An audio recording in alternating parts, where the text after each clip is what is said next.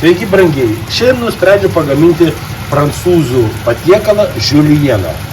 Mums reikės, kaip matote, vištos krūtinėlę, galite ir vištos kumpelį imti, supjaustau kvadratėlis ir mums būtinai reikės ant sviestuko apskrudenti, apkepti. Toliau, mozzarella sūris tarkuotas, žinoma šalos svogūnas, pievagrybiai ir krapukai. Na ir dar aš naudosiu grietinėlę padažui ir grietinį ir žinoma vištienos prieskonį. Kepdamas paskaninau vištienos prieskoniais, kaip matote, universaliais. Nu, aš juos pats darau. O jūs jau kaip norėsite, taip galite ir improvizuoti. Dabar aš nukelsiu ir supilsiu šitą visą grožį į dubenį. Va taip. Keptuvės mes neplausime. Toje pačioje keptuvėje apskrudensim pievagrybius kartu su grybais. Tai yra pievagrybius kartu su svogūnais, atsiprašau. Įkaitinu keptuvę, pilu šiek tiek alyvuogių aliejaus ir dedu sviestuko. Ir dabar, kaip ištirps sviestuką, sukrėsime mūsų pievagrybius su svogūnėliais. Va, viskas. Ir vėlgi viską apskrudensim iki aukso spalvos. Šiek tiek padruskinsiu ir papipirinsiu. Man patinka pipirai. Manau, užteks. Ir vėlgi toliau paskrudensiu, pamaišysiu, kad susigertų visi skoniai.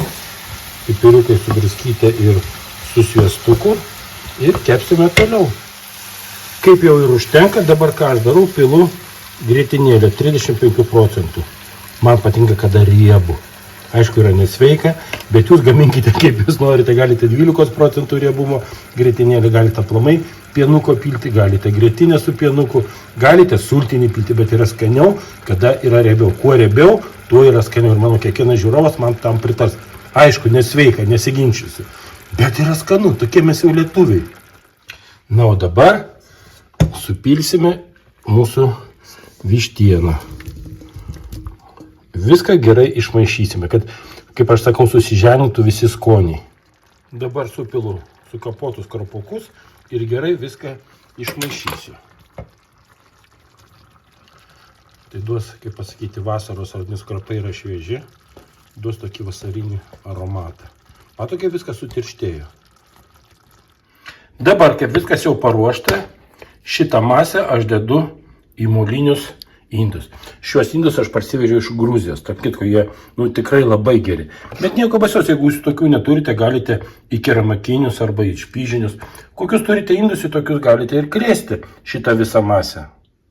Kaip ir minėjau, pašoviau į orkaitę, uždarome ir 180 laipsnių 30-25 minutės. Na, praėjo 30 minučių, dabar pažiūrim, ką mes turim. O lala, mūsų nuostabusis žiulienas.